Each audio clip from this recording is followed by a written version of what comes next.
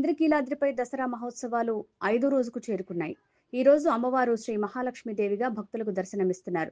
జై దుర్గా జై జై దుర్గా అన్న నామస్మరణతో మారుమోగుతున్న ఇంద్రకీలాద్రి. ఉదయం 4 గంటల నుంచి క్యూ లైన్లో కిక్కిరిసిన భక్తులు. దేవీ నవరాత్రి ఉత్సవాల్లో 5వ రోజున అమ్మవారు శ్రీ మహాలక్ష్మీదేవి అవతారంలో భక్తులకు కనువిందు చేస్తారు.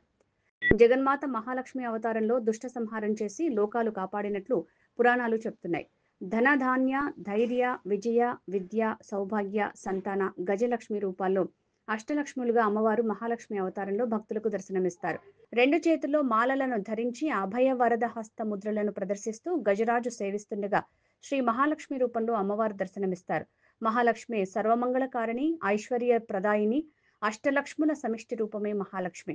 డోలాసురుడు అనే రాక్షసుని వధించింది. శక్తిత్రయంలో మధ్య శక్తి. మహాలక్ష్మిని ఉపాసిస్తే ఫలితాలు త్వరితంగా కలుగుతాయి.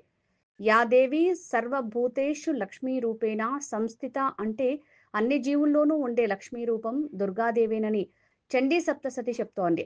శరన్నవరాత్రుల్లో మహాలక్ష్మిని పూజిస్తే సర్వమంగళ మాంగళ్యాలు కలుగుతాయని పురాణాలు చెప్తున్నాయి. ఈ రోజు అమ్మవారికి నైవేద్యంగా కేసరి నివేదిస్తారు.